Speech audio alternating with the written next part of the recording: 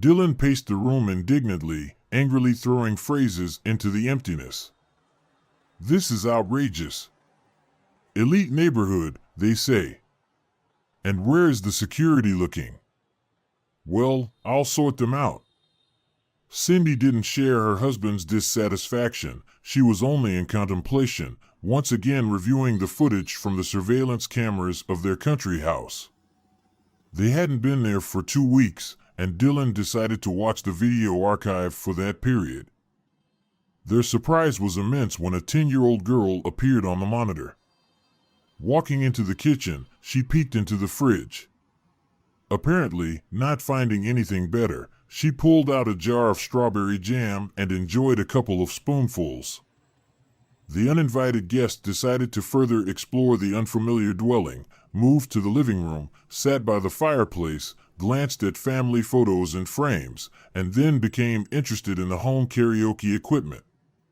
The girl surprisingly quickly figured it out, turned it on, and sang with a deep and touching voice some trendy modern song that had been playing on every radio lately. The newfound artist comically moved her head to the rhythm, her tousled light curls bouncing, making her look like a dandelion. Suddenly, as if remembering something, she lowered the volume of the music, loudly sang a beautiful melancholic song about tender motherly hands and eyes sparkling with kindness. Cindy listened to these painfully familiar words, penetrating deep into the recesses of memory and extracting almost forgotten images from distant childhood. Since the age of about 8, Cindy had to frequently run away from home to avoid the aggression of her stepfather. He appeared in the house not so long ago, but immediately took on the task of educating his stepdaughter. After downing a couple of shots, he would first tell the same story about his incredibly difficult childhood. How from a young age, he had to help his mother and carry the entire household on his shoulders. He would end his drunken speech with the constant conclusion that modern children and teenagers have it much easier. Even in such comfortable conditions, they don't want anything. Stumbling, he dragged the unfortunate girl to the writing desk and forced her to do homework, pointing at the notebook with his finger and wafting her with the hot fumes of alcohol. Forced to answer for the entire modern youth, Cindy timidly tried to insert that she was doing well in school and her homework was already done. To this, the stepfather launched into new memories of the past, where parents were respected, and daring to contradict them could lead to a beating with a belt. His own words would eventually enrage him. He would start pounding his fist on the table and smashing everything around, frightening the household. The mother never contradicted her husband. She would just grab her daughter in a bundle and fearfully huddle with her in a distant corner, trying to become as inconspicuous as possible.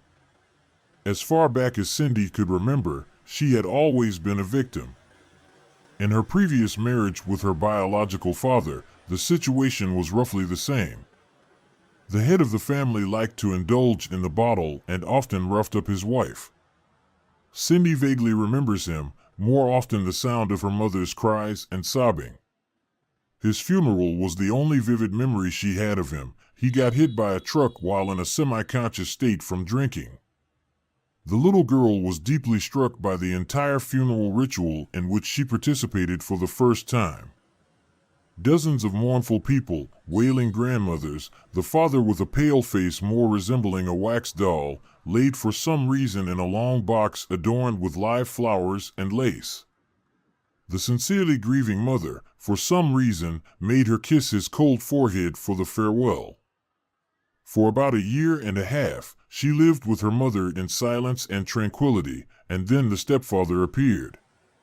Initially, modest gatherings in the kitchen with tea and a shot for atmosphere quickly escalated into drunken scandals. And the story repeated itself. Cindy could never understand why her mother tolerated all of this. Perhaps her self-esteem was too low, or maybe she simply lacked the thrill of drama and tragedy every day. Regardless, her mother endured it again, silently waiting, hiding in a secluded place until the storm passed. Then she would come out and fuss around the exhausted, negative emotion-soaked, drunken body. undressing him and putting him to sleep. The new husband, despite his explosive nature, didn't engage in physical abuse. However, he loved women and often had affairs, known to everyone around, including his wife. Meeting her neighbor on the staircase, Melissa, Cindy often sought refuge from the domestic storm in her apartment.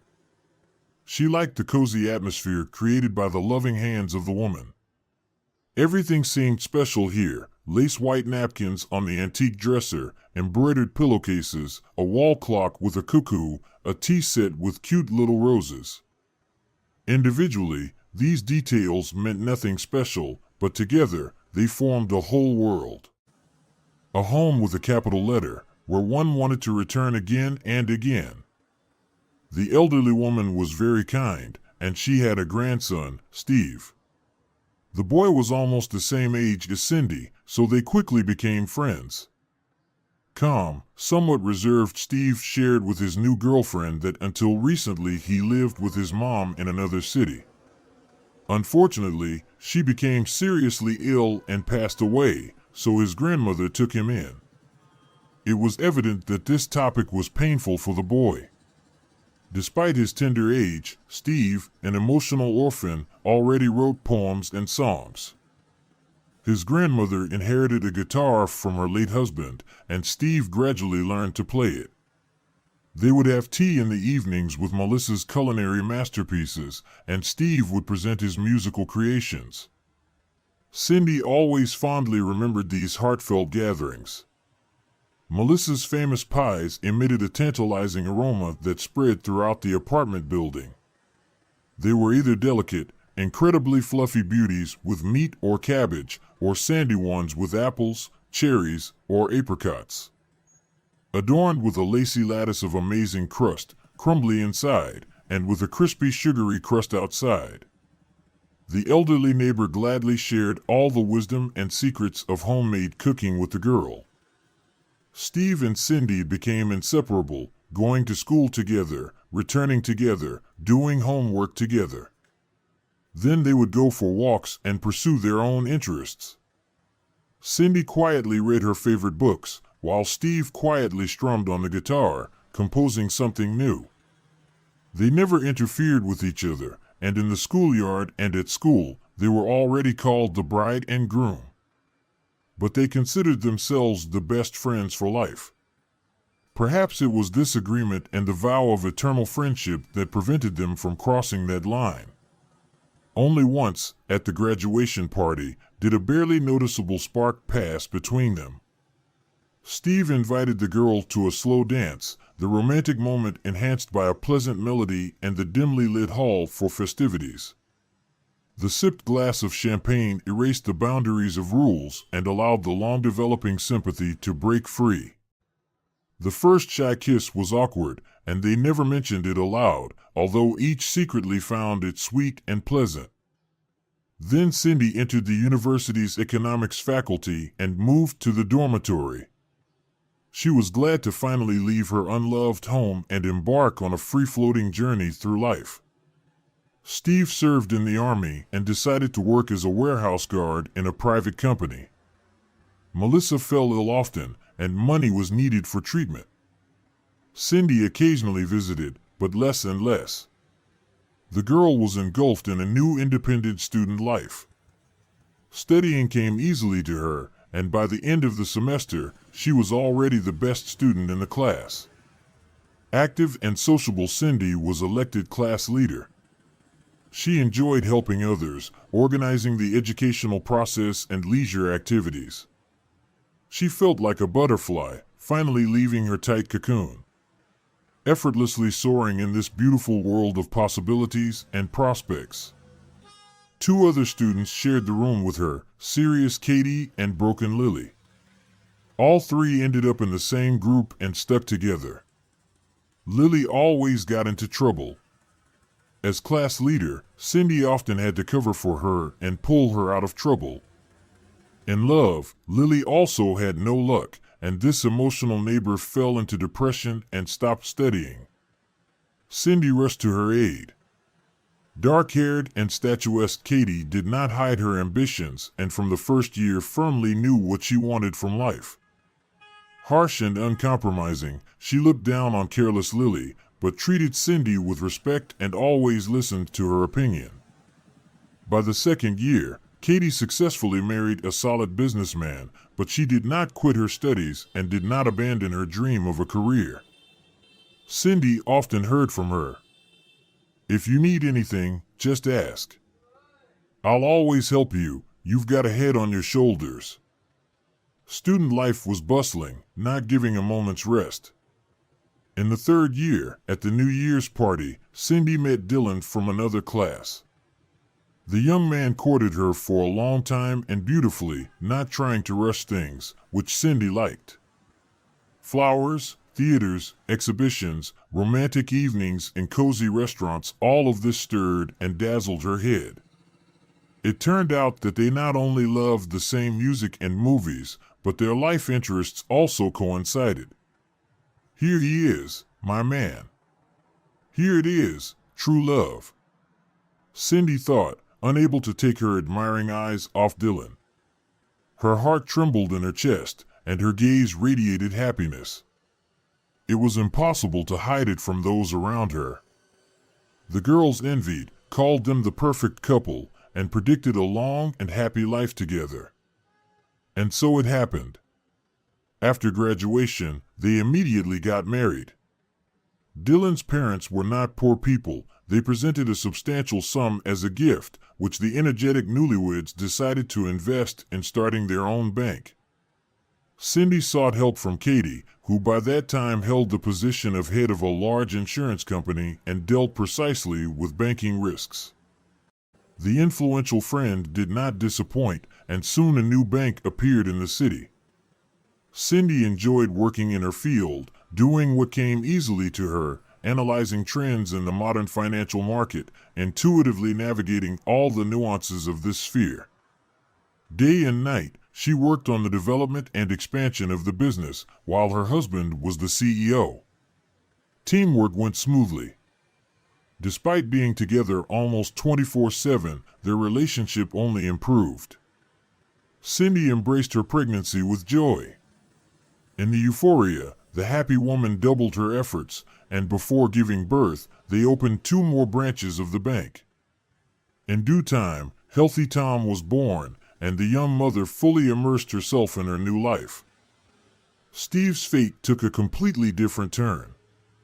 He was unexpectedly sentenced to prison for a multi-million theft at the warehouse. Rumors circulated that his superiors framed him, but no evidence was found. Cindy couldn't believe that her childhood friend, kind and naive Steve, could commit a crime. She visited Melissa, his grandmother, whenever possible, trying to provide support. However, the tragic events took a toll, and the elderly woman was taken to the hospital with a heart attack. The doctor's prognosis was bleak. Melissa didn't have much time left. Former neighbors shared stories that Steve even tried to negotiate with the prison warden to allow him to say goodbye to his grandmother under escort. However, the warden scoffed at such a request. In desperation, despite his sentence almost ending, Steve joined a breakout of recidivists, and he succeeded. After some time, his body was found in the woods, so disfigured by wild animals that he could only be identified by the patch with the name Steve on his robe. Melissa passed away without seeing her grandson again. Cindy took on the expenses and arrangements for the funeral. Now, in her conscious age, bidding farewell to a loved one stirred entirely different feelings than in childhood. Tears streamed down her cheeks, and a lump in her throat prevented her from breathing. She mourned Melissa for a long time. And now, that same song composed by Steve, her childhood best friend who perished several years ago, played from the computer speakers, performed by an unfamiliar girl. Every word warmed her soul and echoed in her consciousness with the echo of the most pleasant memories of childhood and youth. Quiet evenings together, the subdued light of the lamp, the oath of eternal friendship between a boy and a girl, the awkward but so desired kiss. Cindy snapped out of her reverie. Angry Dylan had already left, either to argue with the security that failed to watch their house or for work-related matters. Lately, he was rarely at home. Cindy never returned to work after her maternity leave. At first, little Tom often fell ill, then her husband insisted she focus on homemaking. He claimed that business wasn't a woman's affair. Eventually, he took full control of the bank. He constantly disappeared from meetings or investor conferences. Although her husband trusted her immensely, Cindy's friend Lily always insinuated, "You can't be so blind. Rarely at home means he doesn't want to be. Probably he's cheating." Yet, Lily had seen him with known beauties multiple times. Cindy found unpleasant explanations for these discussions and tried to be undemanding. After all, he works a lot, supports the whole family, and they don't deny themselves anything. If she wanted a car to go shopping? Sure. If she wanted to go on vacation? No problem. If she wanted to hire a housekeeper? Just say. Despite this, in recent times, an inexplicable feeling deep inside her wouldn't let her rest, a sense of something lost, unfinished. Tom had grown up, become quite independent with his own interests and friends. Cindy was left with only daily household chores. Yet, in university, a promising future was predicted for her, and she even received job offers from a major financial organization abroad. She missed her profession. She wanted to dive back into the dynamic activities of her youth. Cindy even developed new measures to optimize the bank's work, but her husband waved it off. Everything is in order, and it won't get any better. It works. Sometimes, Cindy felt like she was living someone else's life. Lily was always indignant about these musings. "You're getting too complacent, dear. The vast majority of women can't even dream of such a fate, and you still find something lacking." Cindy, after some thought, agreed and once again threw all her energy into maintaining the image of the perfect life. After breakfast, Dylan unexpectedly announced that he would be going to another city for a couple of days to assess collateral property. Such trips had become frequent, and Cindy always had a packed travel bag ready for her husband on such occasions. Tom warned that he would be staying overnight at a friend's place after classes. Probably, they would play video games until late.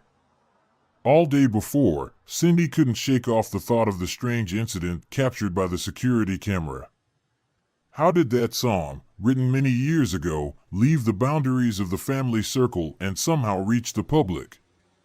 Exhausted from speculations, she put on jeans, a sweater, and comfortable sneakers. She headed to her faithful friend, the red car, for a getaway to the countryside. September still delighted with sunny days but warned of approaching cold with a brisk wind. The mood was excellent, energy levels were high. The favorite radio station played hits from early youth without any advertisements. The security guards at the entrance to the village apologized profusely for the incident, but Cindy just waved them off. She was interested in something else. "Who is that girl running around here without supervision?" she asked, slowing down near the security post. They just shrugged. Maybe they didn't know, or maybe they were afraid to provoke further discussion. On the contrary, the talkative neighbors shared her observations and thoughts. She claimed to have seen a couple of kids around here. Most likely, they were from the orphanage, which was 2 kilometers away. Lucky them. The neighbor shook her head. Potential criminals living right under our noses. First, they break into houses, and what's next? Start robbing? Cindy chose not to react to such nonsense to avoid wasting time and headed straight to the orphanage. The director initially hesitated, but a decent sum left on Cindy's desk with the note, "This is a charitable contribution," softened her tone. She then admitted that there was a girl and a couple of boys who were often found and reprimanded for unauthorized walks beyond the territory. "Can I talk to this girl?" The woman hesitated for a moment, but 15 minutes later, she brought the girl. The same girl entered and timidly sat on the visitor's couch next to Cindy. It was evident that someone had just tried to tame her curly hair. The hair was pulled into a ponytail, and a large bow was tied on top, but the rebellious curls still managed to break free and twirl in their own way, matching the character of their owner. The young woman smiled warmly and offered her a chocolate bar in a colorful wrapper bought at a stall on the way. "Hi. My name is Cindy, and what's your name?" The girl looked wary and scared. She had just received a bunch of instructions from the caregivers about what she could and couldn't say, and she didn't understand half of them. "Lena," she quietly uttered and tentatively reached out for the sweet. Despite all the attempts of the institution to confine her within limited boundaries, her vibrant individuality still broke through. Cindy liked this lively girl with mischief in her eyes. "Lena, you sang so wonderfully last Sunday at the karaoke at my house," the guest said, affectionately looking at the child. The frightened girl immediately tried to escape, but the woman gently held her back. "Lena, don't be afraid. I won't do anything bad to you, and I won't complain anywhere, I promise. Just tell me, what song were you singing?" The girl blushed heavily, and tears welled up in her eyes. "I didn't want to. I was trying to catch a cat, and it jumped into the window. It just happened. I didn't take anything from you." Cindy reassured her, trying to tackle the challenging task of earning the trust of a child with a twisted fate. Finally, realizing that nothing threatened her, Lena stutteringly explained how, at the beginning of summer, having escaped from the orphanage once again, she and the boys were wandering in the woods. At some point, she fell behind and got lost. She had been trying unsuccessfully to find her way to the road for a long time.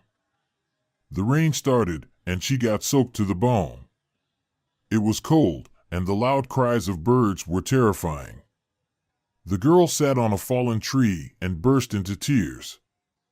That's when she was found by a kind old man with a dog. In his cabin, she warmed up by the fireplace, and he treated her to tea with jam made from forest berries. To lift her spirits, he sang a few songs.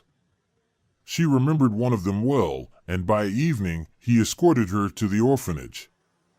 The girl's story impressed the young woman and gave her a faint hope. Her heart squeezed tightly, and her throat instantly dried up. What if it was Steve? Cindy smiled at the girl and gently touched her little curls. Lena suddenly asked her seriously, never taking her eyes off her, "Will you come to me again?" Somewhere deep in her huge gray eyes, the hidden, not-so-childish soul torment was reflected. The fear of making a mistake, encountering indifference, and being rejected. A lump rose in Cindy's throat. She embraced the little girl tenderly. "I will definitely come, I promise you, my dear." On the edge of the forest, chaotically scattered among the trees, the roofs of houses were visible. Approaching closer, Cindy discovered a dying village. Almost all the houses were boarded up. Faded shutters and tilting fences, scorched by the merciless sun, spoke for themselves. Only a few houses looked inhabited. Elderly people mostly came out to meet the unexpected guest. They survived here through farming. Every residential yard had flocks of chickens. The sounds of goats and cows could be heard. "We know that Hermit, a good man," replied the inhabitants of the forgotten village to the inquiries of the city lady in a newfangled car. "He often helped us with household chores. He fell ill recently, someone beat him badly. Now we help him, bring milk and bread." Cindy explained that this might be her long-lost friend whom she was looking for. The talkative old man, named Mark, volunteered to show her the hut of that prisoner. They walked quite a long way, at least it seemed so. On the way, Mark never stopped talking, reminiscing about his departed youth. Cindy listened half-heartedly. She felt a bit uneasy. The deserted landscape instilled worry and fear. The forest became denser. The path was obstructed by ravines and fallen trees. At some point, the woman even regretted her decision, but she immediately dismissed these thoughts. For the childhood friend, she was ready for a lot. An old house appeared, and a small dog ran out to meet them. Cindy stopped, but the old man reassured her. "This is Rex, don't be afraid. He won't bite." Mark called loudly, "Hey, son. I brought a guest to you, she's looking for you." The door creaked, and a bearded, stooped, not-so-young man slowly emerged, leaning heavily on a rough stick. "Rex, come to me." "Hello, Mark," he croaked. "No," Cindy thought disappointedly, examining him.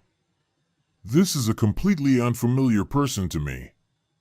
But it was too late to back down. What if he could provide information on how the song became known to everyone? Cindy approached, trying to get a closer look at the forest recluse. "Hello." The long unkempt hair with gray on the temples, tangled beard, wrinkles around the eyes, and the eyes themselves those familiar eyes, pierced with sadness and sorrow. So familiar. "Oh my God, Steve." "Steve," she could only say, pressing her head against him. The man gasped and buried himself in her hair. They stood like that, silently embracing, unable to believe that this had happened, and they had met after years and through all the terrible events. "Do you know each other, then?" Mark wondered. "Looks like you have a lot to talk about." "Well, goodbye. I'm glad it all worked out." After saying goodbye to the old man, Cindy still couldn't believe in the miracle. What happened? How did he end up here? Steve led her to his modest dwelling, heated an old, smoke-stained kettle on a makeshift stove. Rex ran around, enjoying the unexpected guest. Tea made from forest herbs and berries turned out to be very tasty and fragrant. Warming her hands on the hot iron mug, the woman listened attentively to the story of what happened to Steve since his release from prison. Steve lay there, staring at the government-issued gray ceiling covered in dust, with his cellmate's snores on the left. Sleep seemed impossible to attain. How did it come to this, that for over 6 years, every evening, he stared at the same crack in the whitewash? Of course, they say, don't swear by prison and money, but only a fool could fall for this. He had seen that the authorities were up to something nefarious. The gentle tone and easily issued advance payment for 2 months should have raised suspicions, but he needed the money back then. Grandma Melissa was seriously ill, and the doctors prescribed a bunch of expensive medications. Oh well, tried to make some extra money, and it turned out just the opposite. He only remembered stepping in for the shift and drinking a full cup of coffee to wake up. He woke up only in the morning to the voices. His head hurt terribly, and there was a bitter taste in his mouth. He never returned home. The investigator asked endless, same questions, mockingly making him start the story over and over again. The court-appointed lawyer smiled sweetly, assuring him that he would do everything possible for his early release. In the end, Steve got the maximum sentence, 7 years of imprisonment. Resentment and despair tormented his soul. Now there were no money or breadwinner in the family. And additional worries and anxieties only worsened his grandmother's illness. Melissa couldn't come for visits anymore. When her grandson spoke to her for the last time on the phone, she was very weak. Even to see her with one more glance, hug her, and thank her for everything. The camp chief never let him, and that lawyer messed things up even more, turned out to be a slippery character. It seemed like his task was not to justify the defendant, but the opposite. Heavy thoughts swirled in Steve's head, and he didn't notice how deep into the night it was. A clear whisper sounded in the corner of the cell. "Everything is ready. We're leaving tomorrow." Steve immediately recognized the voice. It was the recidivist Mitch. He had been behaving suspiciously lately. In Steve's mind, a thought flashed: escape. Here it is, the way out.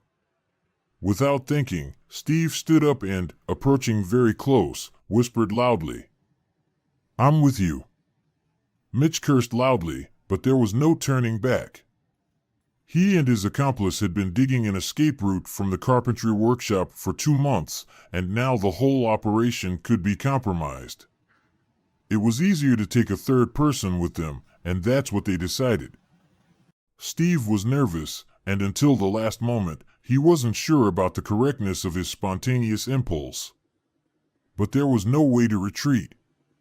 Everything went surprisingly smoothly, and by evening, the 3 prisoners were rushing headlong through the forest, ignoring the scratches from the prickly thickets of wild rose, as if trying to prevent them from making an ill-considered move. After a few kilometers, it became clear that they were lost. It was rapidly getting dark, and the chill quickly penetrated their bodies. Mitch confidently approached Steve and hissed right in his face, "Strip off your clothes." Steve understood that camaraderie among fugitives didn't work out and stepped back. 2 criminals pounced on him and began to beat him furiously, venting their anger over the unplanned problems and angrily saying, "Do you really not understand the good way? The senior said strip, so strip." They beat him with whatever they could find: hands, feet, sticks. They only stopped when the unfortunate guy fell silent. They stripped him of his clothes with meager belongings, disappearing into the darkness. Steve woke up only at dawn. His body ached severely, especially his back and head. With great difficulty, he got up, leaning on a stick that had recently been used to beat him, and shuffled in whatever direction his eyes saw. He walked for a very long time, an eternity it seemed. Dragging himself forward, he knew, relax, and it's over, a certain death awaits. Along the way, there were mushrooms and berries. Some he knew, some he ate at random. He slept in fragments, burying himself in dense thickets of shrubs. The cold and dampness penetrated to the bone. Trees, trees, all around trees. Space and time lost their meaning. Steve no longer cared the battered legs would lead him back to the camp.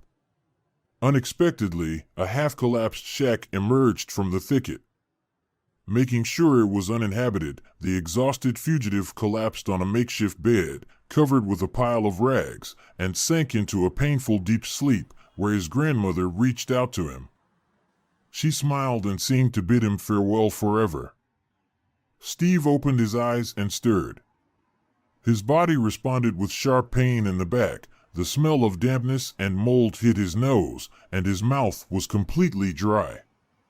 The feeling of thirst gave him strength and pushed him to search for water. During the night, there had been a light rain, but it was enough to half fill a dirty aluminum bowl someone had left by the entrance. Holding it carefully, to avoid spilling the settled clay, he leaned down and greedily drank the precious drops. It became a little easier. In the daylight, his temporary refuge looked only slightly better than yesterday. No human foot had stepped here for a long time. Once, a diligent person undoubtedly lived here. A makeshift stove, built from stones, hadn't seen fire in many years, but neatly stacked next to it were some firewood. In the corner, on a tilted table, a spoon, a bowl, and a mug were covered in dust. There was also a smoky kerosene lamp, and on a small shelf, 2 boxes of moldy matches, a pack of salt, and a bag of moldy groats were lying. Among useful items, he found a large rusty kitchen knife, a dull axe, a pot, and an antique kettle. Not far away, in a small ravine, he discovered a spring, surrounded by stones arranged by someone's caring hands. The guy didn't plan to linger here for long. After rummaging through the rags, he pulled out relatively decent pants and a sweater. He decided not to venture too far. The main thing was to see his grandmother now. But how to get to the city? He intuitively chose a direction and resolutely headed forward, leaving marks along the way just in case. After about 40 minutes, he reached the edge, and a small village was nearby. To an elderly woman he encountered, he lied, claiming to be a mushroom picker who got lost and barely found his way out. She didn't bother him with questions. Perhaps Steve looked peaceful and even touching. She brought him a large mug of steaming milk and a piece of still warm, fragrant bread. Trying not to leave a crumb, the guy attacked the modest breakfast. The compassionate woman just shook her head, looking at the hungry mushroom picker. Her kind gaze reminded him of his grandmother. "Let me help you with something around the house." Steve wanted to thank the kind hostess. Abigail, as she later introduced herself, lived alone, so there was plenty of men's work. Steve chopped wood for her a week ahead and fetched water from the well. The woman was pleased with this unexpected help, gave him some money, and showed him how to get to the highway to catch a bus to the city. A neighbor timidly peeked out from behind the door. "Steve, is it you?" "It's me, Aunt Kelly." "In which hospital is Grandma?" She gasped and stepped onto the landing. "Steve, Aunt Melissa was buried yesterday." "You're late, dear." Darkness clouded his eyes, and he leaned against the wall not to fall. "All in vain, I didn't make it," pulsed in his head. "Are you feeling unwell?" "Should I call an ambulance?" the neighbor asked the pale boy. He exhaled and tried to pull himself together. "No, Aunt Kelly, no need. I'm feeling better." "Do you have keys to our apartment?" "Of course, Aunt Melissa always left them with me." In the empty, lifeless apartment, it only got worse. Deathly silence, no sound around. The pendulum on the wall was silent. It seemed that time had stopped here forever. Life left this once cozy, warm home. Steve, exhausted, collapsed into his favorite chair. What next? You can't stay here for long, and going back to prison is out of the question. What's left? Without documents, you won't get far. After a couple of minutes of contemplation, he found an old backpack in the attic, quickly grabbed some essential things, and rushed out. Then he returned for his guitar, the last thread connecting him to the past. He needed to leave the city urgently. He couldn't resist and went to the cemetery. He walked along the familiar path along the graves. He and his grandmother used to come here regularly to visit their deceased mother and grandfather. Melissa had reserved a place for herself here, often showing her grandson where she would be buried. Steve always got annoyed with her for such talks and irritably brushed them off. He couldn't imagine that Grandma Melissa could disappear somewhere. It seemed like she would always be nearby. Here was the small mound of a fresh grave, covered with a modest wreath of artificial flowers. The cross towering over it was adorned with a plaque, Melissa. The inscription hit Steve so deeply that his legs suddenly gave way. He sat down right there, burying his face in the freshly planed wood of the cross. Unexpectedly, the realization came that the earthly journey of his only truly close person ended right here. He would never see her kind eyes again. She would never embrace him with her warm, wrinkled hands. And she would never ask in her affectionate voice a phrase from some old fairy tale. What, upset, hung your head? Forgive me, dear, was all Steve could utter, overwhelmed by these melancholy thoughts. All right, I'm back to the abandoned hut, settling in a new place nameless, surnameless, and without a past. Well, without a future too, if you will. During the warmer seasons, he helped the elderly in the village. He harvested hay for the cattle, dug the garden, chopped wood, and patched leaky roofs. From Mark, he learned that recently, deep in the forest about 30 kilometers away, they found the gnawed corpse of an escaped criminal who couldn't even be identified. And he realized that he had gotten off relatively easy from his cellmates.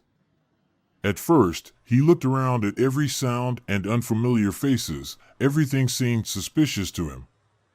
He imagined they were coming for him. Then he became bolder. He survived on what the forest provided: berries, mushrooms.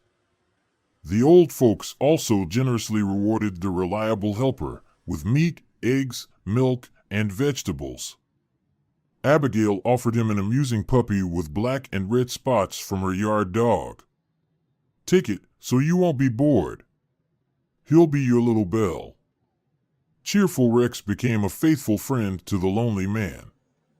Now in the mornings, he was awakened by the joyful barking of the dog and the rough tongue leaving wet traces on his face. In winter, when the forest turned into a snow-covered fairyland, and the cabin from afar resembled a huge snowdrift with a pipe on top, Steve indulged in his favorite activity, composing songs. All his emotions and experiences poured into elaborate lyrics and beautiful melodies.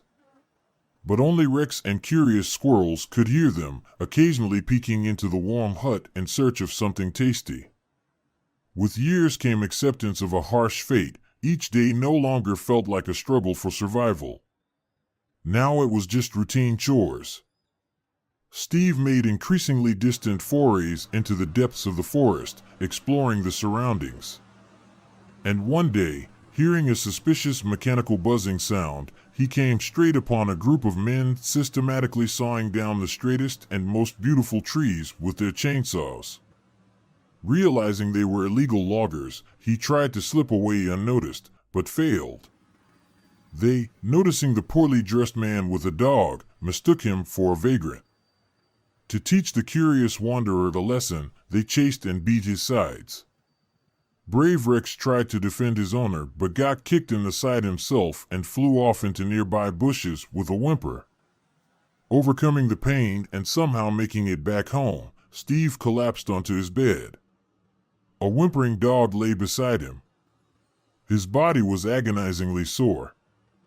The next day, a rejuvenated Rex bounded around his owner, urging him to action.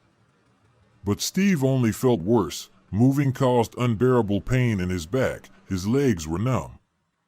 The hope of resting and getting back on track didn't pay off. Only thanks to the restless Mark, who sometimes visited the lonely recluse, did the man manage to survive. The confession of a childhood friend deeply touched Cindy. Feelings of pity and compassion pierced her soul. She relived the events alongside him, trembling from the cold in the ravine, agonizing from unbearable pain in solitude. Taking his calloused hands in hers, the young woman said, looking straight into his eyes, "Steve, the main thing is that you're alive. I'll come tomorrow with a doctor. Wait for me." His previously dull gaze lit up momentarily, just like in his youth. "Cindy, don't forget, I'm outside the law," he suddenly realized. "And if he reports me?" Cindy tightly squeezed his hands and firmly said, "Everything will be all right. I'll come tomorrow." Upon reaching the city, she immediately called a familiar doctor to arrange for a home visit. Luckily, he agreed. Steve was very pleased with his childhood friend's return. He didn't sleep all night, excited about the events of the previous day. The joy of such a pleasant, unexpected meeting, the hope of finally breaking out of the closed circle, were replaced by the arguments of merciless logic about the unreality of a positive resolution to the situation. After the examination, the doctor took Cindy aside and, adjusting his glasses, informed her, What I see now is most likely a spinal cord injury in the thoracic lumbar region, resulting in compression of the spinal cord. If not operated on in the next few days, it could paralyze him permanently." The young woman asked anxiously, "Will you take care of it?" "This isn't my field. I can give you the contacts of my good friend. He's an orthopedic surgeon and works in a private clinic, but I must warn you, the surgery is costly. It may require a vertebral replacement." "Give me the number," the woman exclaimed without hesitation. Cindy woke up early to prepare breakfast. She loved pampering her family with fresh morning pastries using Melissa's recipes. "Another pie." Dylan grimaced, disappointedly eyeing the still steaming sweet bun. "You should have made pizza instead, shouldn't you?" "I just can't eat this tasteless loaf, you see." Finally, he arrived late at night, and Cindy tried to ignore his hurtful comment. Most likely, irritation had accumulated from work. Over breakfast, she recounted her recent adventures to him, omitting some details. By the end of her story, Dylan, who had been listening casually at first, had a stretched face. "Have you lost your mind?" he thundered. "What if something had happened to you?" Cindy agreed that perhaps she had been careless somewhere, but after all, everything ended well. "You know, Dylan, Steve is a very kind person, a childhood friend. He urgently needs surgery. I've arranged it at the hospital. All I need is the money, otherwise, he'll soon stop walking altogether. I don't need to be footing the bill for some tramp's medical expenses. We should contact the police. Maybe he killed someone and is hiding out there." The categorical tone and firm, cold gaze allowed no objections. Arguing was pointless. What to do? There was no time to waste. She called several friends. As always, they were only interested in being friends in good times. Some simply refused, others said they didn't have available funds. She couldn't get a bank loan without her husband's consent. So, it meant taking out a loan at high interest rates. As a financially savvy person, she understood how much she would have to overpay for it. "I'll put the car up as collateral, eventually," she thought. "The main thing is to get the money quickly. Every day counts." At the credit organization, only her passport was needed. The staff smiled sweetly and eagerly offered coffee, seeing that the client was solvent. Cindy hurried to the car, which she had left around the corner in the alley, clutching the bag with the coveted sum to her chest. Passing by a small restaurant, she froze by the window. Right in front of her, at the table, sat her husband Dylan and her friend Lilia. They didn't notice her, chattering cheerfully, hugging, and kissing each other. Cindy just stood there, unable to tear her gaze away from them or move. There he was, that same old Dylan, cheerful and attentive, but now not with her. And there was her friend, who had long hinted that her husband was involved with someone else. But Cindy didn't want to hear it. What next? Pretend nothing happened and continue living together in wealth and lies? Suddenly, a similar scene from her childhood flashed back, when her unhappy mother, with a heavy bag, leading little Cindy by the hand, froze just like that when she saw her stepfather in merry company, grabbing some blushing woman by the soft spot below her back. To which she responded with approving laughter. Cindy had been waiting for her mother to confront her stepfather about everything. But she remained silent. No, she wasn't a victim. She didn't want to inherit this bitter fate. With this thought, Cindy decisively shook her head, and her body was freed from its paralysis. The couple behind the glass finally noticed her. There was no joy left on their faces. Dylan was the first to snap out of it and belatedly moved away from Lilia, who still looked stunned at her friend, unable to move. But Cindy had already made her decision. She got into the car and drove to the hospital. She had other things to worry about. There, she arranged for the surgery and paid the necessary amount. Tomorrow morning, she needed to pick up Steve, then take the dog to the dacha and arrange with the neighbors to look after and feed it. The joy of helping her longtime friend overshadowed all the negativity from the unexpected discovery. Cindy herself was surprised by her calmness. Suddenly, it became clear in her mind. Finally, she was in control of her own destiny. When she returned home, her husband was already waiting for her, resolute and ready for a serious conversation. But Cindy, anticipating everything he might say, didn't want to hear her husband's pitiful justifications. "You're early today," she simply said. "Are you going to eat?" Even Dylan's jaw dropped. Quickly realizing, in the hope that everything would resolve itself, he hastened to reply, "Yes, of course." Tom hadn't returned from his classes yet, so they had lunch together. Calmly arranging the salad on plates and avoiding her husband's gaze, Cindy said, "I want a divorce as soon as possible." Dylan almost choked. "Why?" "Everything is fine with us." "Everything is fine with you, but I don't want to live like this." Her husband decided not to beat around the bush. "This is how everyone lives. I won't give you a divorce. I don't want all that court drama and splitting of assets. Tell me what you want. I'll buy it for you."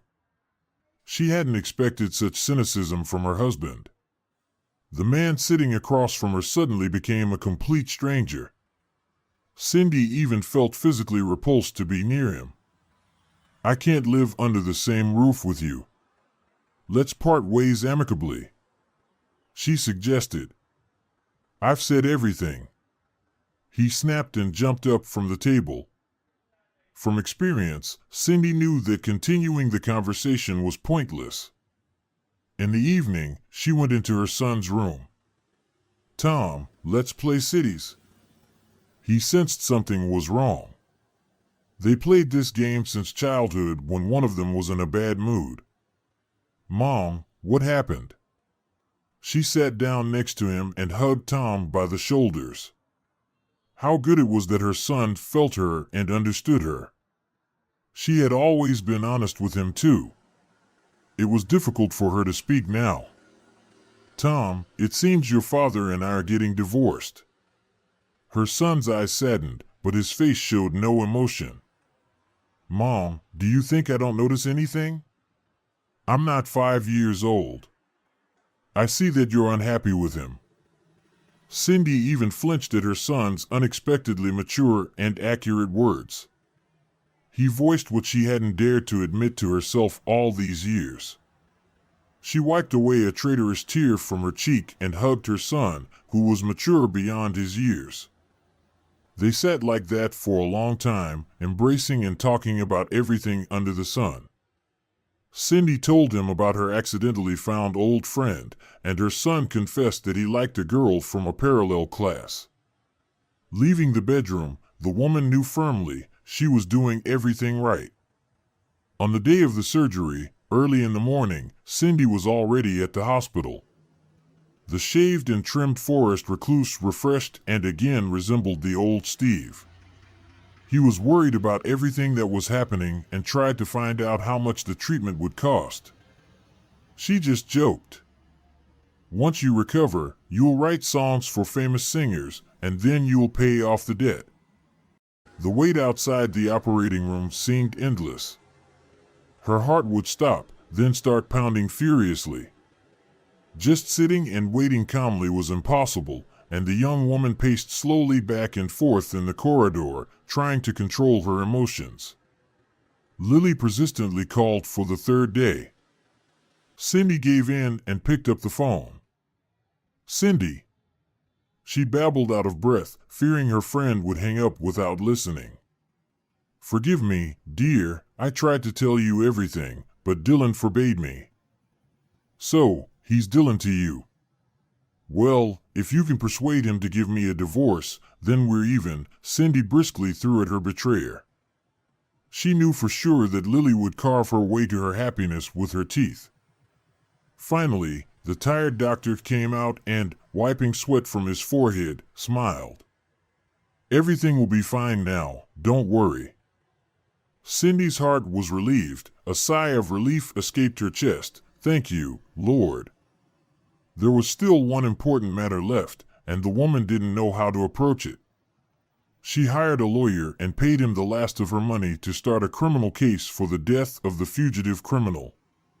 A few days later, they met, and he beamed like a Christmas tree. "I have good news for you, Cindy." The case was so clumsily fabricated that it only took me half an hour to figure it all out. Moreover, there was an examination that proved the accused had a horse dose of sleeping pills in his blood on the night of the theft. With these facts, it will be easy to acquit him and restore his documents. The woman wanted to kiss the quick-witted former operative, now working as a private detective, right in front of everyone's eyes. Cindy was not mistaken in her former friend's abilities. The next day, Grim Dillon silently printed out the divorce agreement and dryly said, "Take a look. Does everything suit you?" The agreement offered her to take her car and half of the amount from their joint bank account, which they had accumulated throughout their life together. All the business, however, remained with Dillon. "Add the country house, and I'll sign it right away," she replied. She wanted to keep the house where she had invested her soul. Dillon grimaced. "Have it your way, take it," he muttered through gritted teeth. The woman hadn't even hoped for such generosity. Now she had enough money to pay off all debts and live comfortably for several years. Cindy had always dreamed of living closer to nature, and now she could fully enjoy the charms of country life. The spacious house, which had previously served as a summer house, breathed warmth and filled with positive energy and harmony. There was a place for all the closest people in it. Steve was confidently recovering. He was still nervous about his uselessness, not wanting to be a burden. He started helping around the house and began looking for a job. Lena didn't leave his side. She had become a frequent visitor to the house. Every Sunday, Cindy picked her up from the orphanage, firmly determined to adopt the girl. The ringing, cheerful voice echoed through all the rooms. Tom didn't mind all this cheerful company. He gladly helped to figure out the recording equipment and even edited several music videos from the songs that Steve and Lena often sang together. The restless Rex happily romped around the yard during the day, following the kids, and in the evening, he chose a spot closer to his master and listened as he played his favorite instrument. Cindy also sat nearby, enjoying the music. It gave her a sense of indescribable peace, security, and happiness. The melody awakened that childhood love that seemed long dead, remaining only a bright memory. But it was alive, just asleep all these years. And now, waking up, she tied a couple with unbreakable bonds. Now, all together, they gathered by the fireplace, radiating warmth and creating a special atmosphere. It was so good and peaceful to sit with a cup of tea and the delicious pie lovingly made by Cindy, chatting and laughing at the artistic antics of mischievous Lena. A couple of months later, Kathy called suddenly. "Hi, girlfriend. Are you aware that your husband is having trouble at the bank? Problems with loan payments." "He's no longer my husband," the woman replied shortly.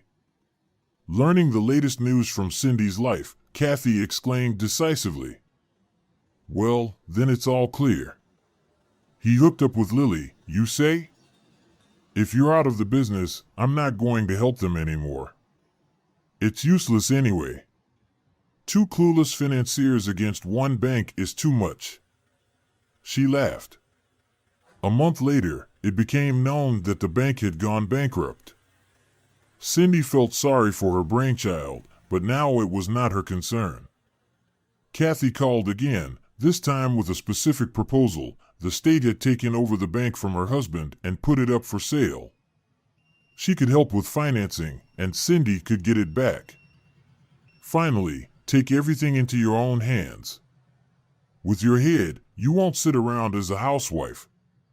Cindy didn't have to persuade for long. Thanks, Kathy. I've missed working terribly. Hanging up the phone, she rushed downstairs. She couldn't wait to share the joy with her loved ones. In the living room, a bewildered Steve sat in front of the laptop, while around him, a disheveled Lena danced with a mysterious wild dance, squealing with happiness. Rex bounded excitedly around the room with barks of excitement. Tom was sitting nearby, smiling. "Can you imagine?" he said to his mom. "Uncle Steve uploaded songs with Lena to the internet, and we almost have 1 million views and an offer from a producer. And now I'm a banker." Cindy laughed. General jubilation was the answer to her. Lena widened her eyes. "Mom, are you going to collect banks now?" Everyone burst into laughter. "That's it, the perfect life," she thought. When your loved ones are happy and everyone has their favorite thing to do,